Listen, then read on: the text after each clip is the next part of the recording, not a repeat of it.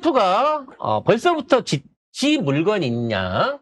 18개월 내에 베네수엘라 석유 인프라를 재건하겠다. 그러니까 18개월 안에 우리가 유효 시추를 해갖고 뽑아 먹겠다. 이 얘기를 하고 있습니다. 뭐 이런 뻔뻔한 날강도가 있죠? 네. 자, 트럼프 대통령은 우리가 모든 걸 담당하고 있다면서 베네수엘라가 건강해질 때까지 미국이 전국을 관리하겠다라는 의지를 보이고 있는데 이건 거의 신탁 통치죠.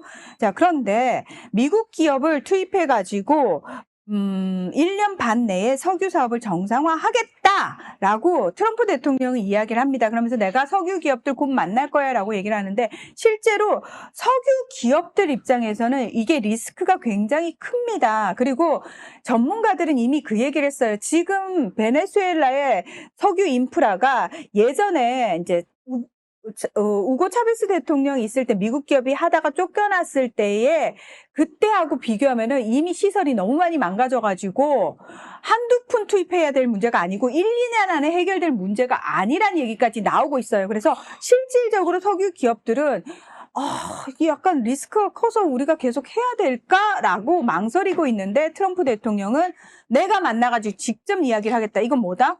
너 이 새끼 안 할 거야? 라고 협박하겠다라는 의미인데요. 자, 여기서 오해 하나를 덜고 가겠습니다. 미국 기업들이, 석유 기업들이 차베스 대통령에 의해서 본인들의 인프라를 고스란히 빼앗기고 쫓겨난 게 아니고요. 당시 이전에, 차베스 대통령 이전에 이미 석유 기업들은 폭리를 취하고 있었습니다.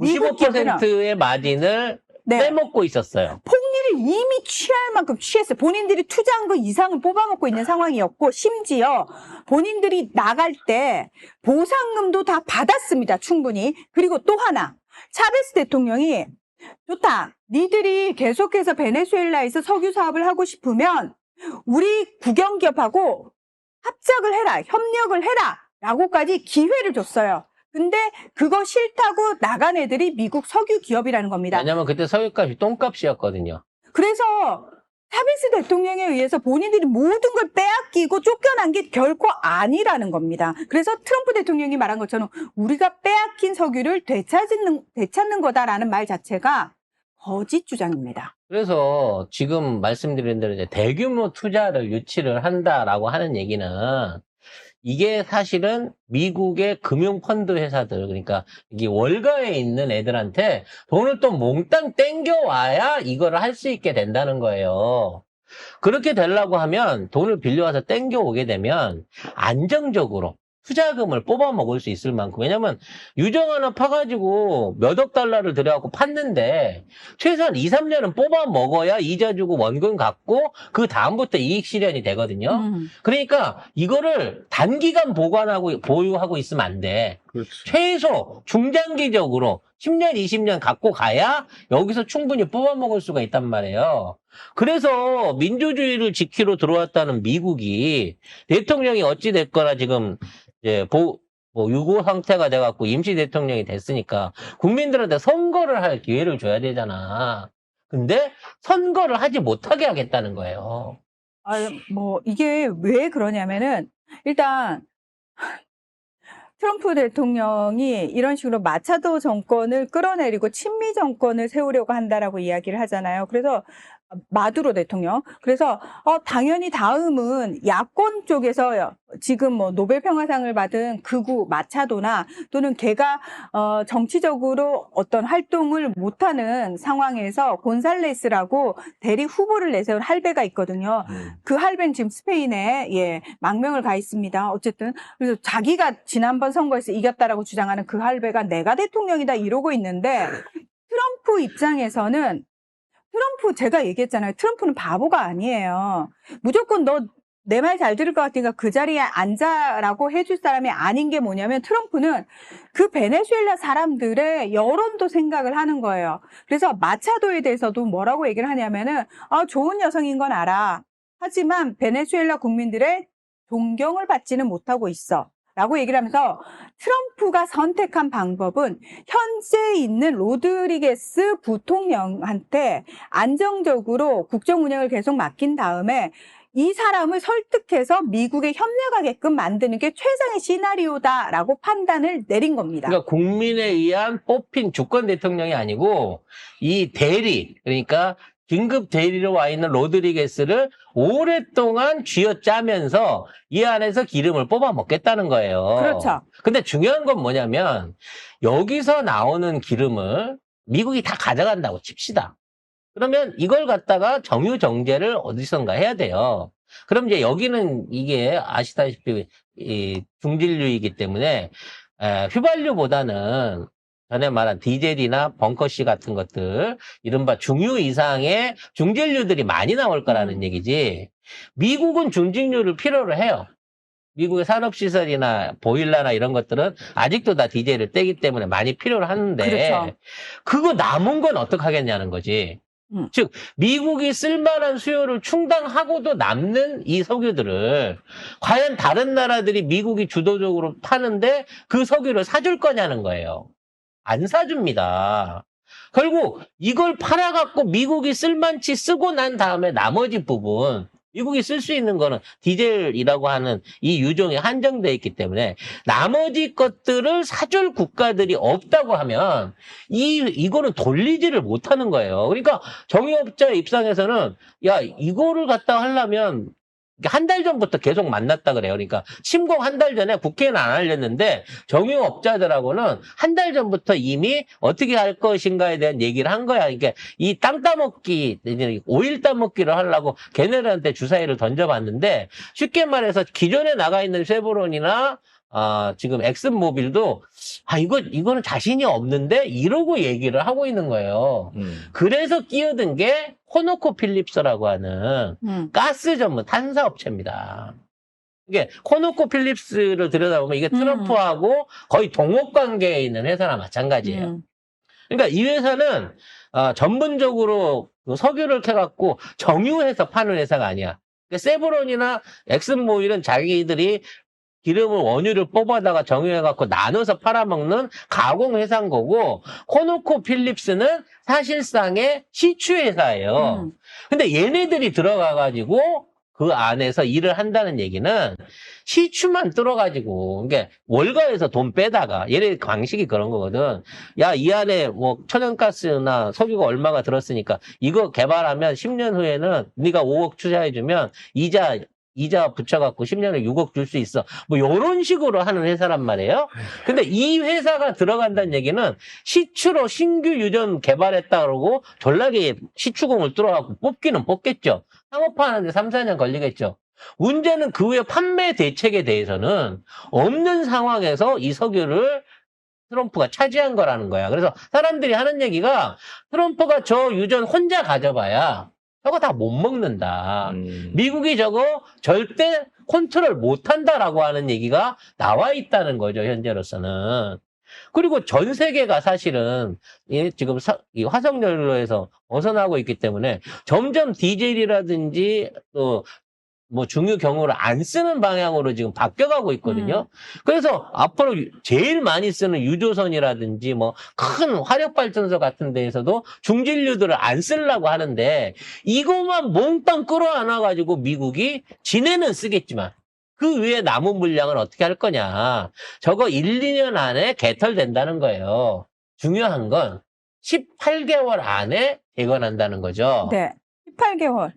네가 18개월을 그 자리에서 견딜 것 같으냐는 거죠. 저도 사실 네. 그게 의문입니다. 트럼프에게 앞으로 18개월 후 베네수엘라 석유가 나와서 재건되는 꼴을 저는 못 볼 것 같아요. 중간선거에서 무조건 필패할 것 같습니다. 왜냐하면은 트럼프 대통령은 이걸 또 하나의 본인의 성과로 자랑을 하고 싶은 거예요. 자, 봤지? 미국의 옛날 뒷마당들 내가 하나하나 다 찾아와가지고 내가 니들한테 약속했던 것처럼 미국을 다시 위대하게 만들고 있어. 라는 성과를 보여주고 싶은데 문제는 뭐냐면 성과라는 게 결국은 경제적 이익으로 돌아와야 되는데 당장 경제적 이익으로 돌아올 수 없는 상황이에요. 올해 11월에 중간선거예요.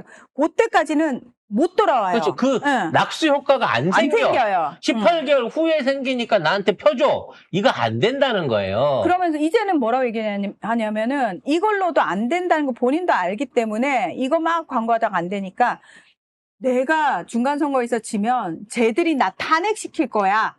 그러니까 니들이 나한테 표를 줘야 돼. 라고 내가 이야기를 탄핵당하면 시작했어요. 좋아? 응. 니네들 맞서가 그렇게 좋아하는 트럼프인데 이러고 얘기를 하고 있는 거죠. 이미 의회에서도 이번에 트럼프의 이와 같은 그 마두로 체포를 국제법 위반으로 보고 있기 때문에 얘네가 이제 그림을 바꾼 거예요. 무슨 민주주의고 부정선거에 날아간 거고 마약범으로서 마약과의 전쟁을 위해서 어쩔 수 없이 이걸 하겠다라고 얘기를 했는데 문제는 미국 법원에서 얘네들에 대한 법무부가 마두로에 대한 마약 카르텔 직접 운영 혐의를 철회해 버렸습니다. 즉 미 법무부에서 잡아서 지금 재판을 하려고 하는데 텔레그램에 보낸 거 있어요. 마두로에 대한 그러니까 마두로가 직접 마약 카르텔을 운영했다라고 하는 혐의 자체를 원래는 두고 있었으나 얘를 철회를 해버렸어. 요때까지만 해도 현상금이 5천만 불 붙어가지고 마약 두목이라고 했었던 거를 철회를 해버렸다고. 문제 왜 그러냐면 재판하면 뻔히 질 거거든. 지면 천문학적으로 배상금을 물어야 되니까 법무부가 마약범으로는 기소를 못해 하고 먼저 발을 빼버린 거야. 그럼 마두로는 무슨 죄죠? 부정선거죄? 권력남용죄? 장기 독재죄? 무능한 죄. 무능한 죄? 뭐가 됐든지 그걸 왜 미국 법원이 판단하냐고. 반미한 죄. 반미한 죄? 그거는 가능성이 있겠다. 아무튼 어찌 됐거나 트럼프는 마약으로 몰고 가기 위해서 이거를 의회에다가 설명할 때 마약사범 잡으러 갔어요 라고 얘기했는데 법무부가 거기서 뒤통수를 땅 때리고 제 마약사범 아니에요 라고 했기 때문에 이 재판은 해보나 마나가 돼버린 거예요. 근데 더 큰 문제가 뭐냐면은 이 마두로 대통령의 재판을 담당하는 판사가 92세예요.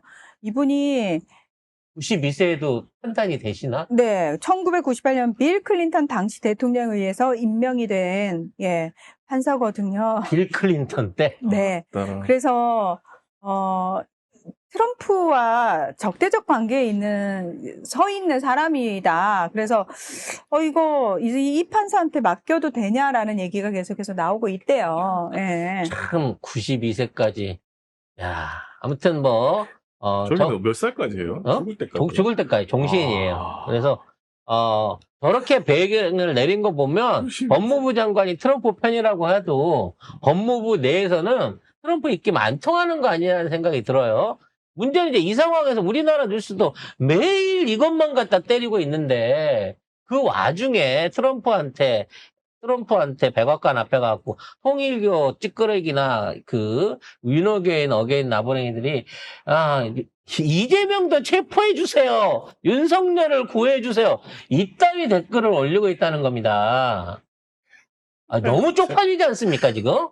백악관 FAFO 까불면 뒤진다. 그런 말이 있더라고요. 그래서 요 사진을 보고 이제 인스타에 올렸는데 여기에 또 극우 내란 좀비들이 가가지고 이재명을 좀 해달라 하면서 한글로 이렇게 성의도 없어. 번역기도 안 돌리고 한글 댓글을 써요. 트럼프한테. 그래서 공산화되고 있는 한국을 구조해달라. 이재명 대통령 잡아가달라. 이런 윤석열을 구해달라. 아니 이때까지 안 구해줬잖아. 이때까지 몇 번 한국에 오고 이재명 대통령 만나고 했는데 아무것도 안 해줬잖아. 뭐 하는 짓이야 이게 쪽팔리게. 자, 아까 이제 송 작가님이 말씀하신 부분과 관련해가지고 살짝 오해가 있어가지고 정확하게 제가 좀 바로잡도록 하겠습니다. 일단 미국 법무부가 공소장을 공개를 했어요. 그런데 미국은 계속해서 뭐라고 주장을 했냐면 제가 예전에 말씀드린 적이 있을 거예요. 태양의 카르텔이라고 하는 마약 조직을 이끌었던 수괴다라고 얘기를 주장을 했지만 실제로 그 태양의 카르텔이라는 건 예전에 군인들이 석유 이권을 가지고 본인들의 배를 채울 때 당시에 군부 내에 만연해 있던 걸 얘기하는 거지 실제로 태양의 카르텔이라는 어떤 마약 카르텔이 있는 건 아니라고 제가 말씀을 드렸거든요. 그래서 그 부분과 관련해서 미국 내부에서도 계속 그거는 예전에 베네수엘라 군대 내에 있던 석유 이권 챙기는 놈들의 모임이지 지금은 그게 없어라고 얘기를 계속 했거든요. 아니나 다를까 그 공소장에서 뭐라고 밝혔냐면 태양의 카르텔을 마약 자금에 의해 움직이는 후원 시스템이나 부패 문화라고 바꿨다라는 겁니다. 범죄단이 아닌 거예요. 그렇죠. 실제 존재하는 테러 조직이라는 기존 주장이 철회가 된 거예요. 삭제가 된 겁니다. 그래서 대신에 마두로 대통령이 베네수엘라 교도소 갱단인 트렌데 아라가와 공모한 혐의를 새롭게 넣었어요. 태양의 카르텔은 빼버리고 그건 증거가 아니지만 현재 현존하는 조직인 다른 조직하고 연관이 있다라고 공모를 했다라는 공소장을 걸 바꾼 넣었다는, 거네요. 네, 공소장을 네. 바꿨다라는 겁니다. 근데 일단 마두로 대통령은 재판에서 나는 전쟁포로다. 난 납치가 되온 전쟁포로다.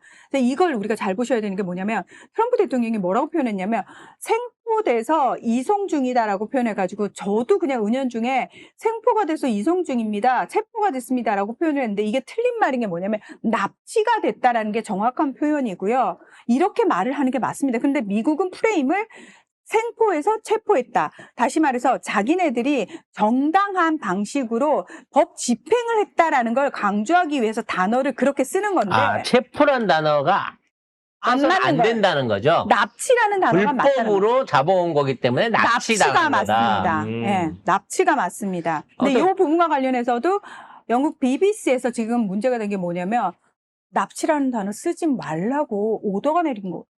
아니 이것들이 그러면 납치라고 하지 그러면은 토대라고 하나 그걸? 그냥 트럼프 대통령이 표현한 대로 생포해서 체포했다라고 표현을 하라고 오더 가이드라인 떨어져가지고 이것 때문에 지금 발칵 뒤집혔어요. 그러니까 미국이 입막음까지 해가면서라도 어떻게든 이걸 먹겠다라고 하는 야욕을 발휘하고 있는 거죠. 아니, 영국 언론이 왜 그렇게까지 해? 미국 그러니까 BBC가 왜 그래서 그것 때문에 이거 지금 언론인들 사이에서 특히 왜냐하면 유럽 언론들은 영국을 비롯해가지고 유럽 언론들은 다 이거 국제법 위반이고 트럼프를 비판하고 있거든요. 그래서 트럼프가 결국은 자기 지지표를 얻기 위해서는 돈 많은 월가나 뭐 자기를 지원해 줄 수 있는 이 캠페인을 지원해 줄 수 있는 이 세력들을 찾아야 되는데 1기 때는 가스전 뽑아갖고 그 가스전 개발하는 업체나 그 송유관 만드는 업체들 통해 가지고 엄청나게 많은 돈을 만들어 줬고 거기다 투자해 주고 많이 받아 먹었어요. 근데 2기 때 이걸 또 쓰고 있는데 지금 석유나 가스 시세가 그때 당시만큼 마진을 올릴 수 있는 구조가 아닌 거야. 그리고 미국 세일가스는 미국 안에 tes으니까 통제가 가능하지만 지금 베네수엘라에 투자해갖고 과연 트럼프 말대로 1년 8개월 만에 정상적인 수익이 돌아올 거냐 아니 트럼프가 그때까지 살아있을 거냐도 의심스러운 상황에서 과연 얼가가 여기에 투자할 수 있을지는 이거는 알 수 없는 거라는 거죠. 투자 안 해주면요 미국이 무슨 돈으로 석유를 퍼옵니까? 뭐 지금 가갖고 제 양동이로 퍼오는 거 아닌 이상은 결국은 그대로 놔두고 빠져나와야 돼요. 그래서 저는 시간이 문제일 뿐 결국은 나중에 이거 놓고 빠져나와야 된다. 중간 선거 때까지만 이슈로만 끌고 가는 거지 실질적인 석유 시설의 장악이나 석유 약탈은 어려울 것이다 라고 보는 게 맞다고 생각이 됩니다. 저는 진짜 이게 미국과 트럼프의 몰락을 앞당기는 말 그대로 트리거 같은 사건이 그렇죠. 될 거라고 저는 생각을 하거든요. 그러니까 윤석열이 내란을 기획만 하다가 준비 없이 저질러 갖고 한 방에 역사가 뒤집히는 것처럼 아니 준비 많이 했지. 했는데 모질이처럼 아무튼 모질이처럼 그걸 했는데도 불구하고 얘도 준비 많이 했어. 엎어 먹은 것처럼 트럼프도 똑같은 자충수를 두고 있는 것 같습니다. 자, 국제법 위반이라면서 처벌해야지 왜 안 하는 거지 하셨는데 자, 국제형사재판소에 푸틴이 전쟁범죄자로 네타냐후가 전쟁범죄자로 기소가 돼가지고 체포영장이 발부가 됐잖아요. 그럼에도 불구하고 전혀 못 건드리는 이유는 지금 우리가 강대국이라고 하는 러시아, 중국, 뭐 미국도 마찬가지고 미국의 그 문명공동체 이스라엘도 마찬가지고 회원국으로 가입이 안 돼 있습니다. 진짜 웃기는 거예요. 네, 회원국으로 가입이 안 돼 있습니다. 국제재판소에 소송을 해도 미국이랑 러시아, 중국을 상대로는 할 수가 없어요. 승소를 할 수가 없어, 이 씨부라. 그게 다 무슨 회원국이 국제재판소야. 아닙니다. 예, 회원국이 아닙니다. 거기서 뭐야, 이거. 고발을 하고 하겠다고 하면 미국은 뭐라고 얘기하죠? 그 검사 제재에 들어갑니다. 검사와 가족들까지 제재에 들어갑니다. 네가 감히 미국을 상대로. 그렇기 때문에 트럼프가 유엔 헌장 위반해가지고 국제법 위반 맞습니다. 그런데 유엔 아무도 기소를 안 하잖아요. 기소할 수가 없어요. 유엔 안보리에서 회의가 열렸는데 중국하고 러시아를 비롯해가지고 중남미 국가들, 콜롬비아, 뭐 브라질, 쿠바 이런 나라들은 미국을 비판했지만 프랑스, 영국, 미국은 거기에 맞서가지고 또 아르헨티나 같은 그 트럼프 꼬봉이 정권을 잡고 있는 그런 나라들은 뭐가 그 마두로 자체가 합법적 대통령이 아닌데 이러면서 서로 싸움만 하고 있는 상황이다. 그런 과정에서 상임이사국인 미국이 찬성을 하지 않는 한 미국 스스로 처벌을 할까요? 안 한다는 거죠. 그러니까 결과적으로 기소를 하기 위해서 이건 개인이 기소를 못 해요. 국가가 해야 됩니다. 그러니까 베네수엘라 의회가 트럼프를 기소할 수 있겠죠. 그래서 베네수엘라는 지금 그렇게 할 수 있는 것들을 다 하겠다고 그러니까 얘기하고 있는 거죠. 그걸 하겠다는 거고 거기에 대해서 이제 미국은 나는 회원국도 아닌데 재판 결과 승복할 수 없어. 그럼 끝나는 거기 때문에 사실 이게 하나만한 짓이긴 해요. 근데 나는 유럽 애들이 너무 양아치라고 생각하는 게 뭐냐면은 베네수엘라 마두로 대통령을 납치한 거에 대해서는 진짜 원론적인 얘기밖에 안 하고 빙빙빙 돌리면서 결정적인 사안에 있어서는 또 트럼프 편을 들잖아요. 근데 이 새끼들이 트럼프가 바로 그 다음 타겟으로 그린란드 얘기하니까 유럽에서 똘똘 뭉쳐가지고 네가 그린란드 건드리는 순간 나토고 나발이고 국제질서 다 깨지는 거야 이러고 지랄 발광을 하고 있다는 거예요.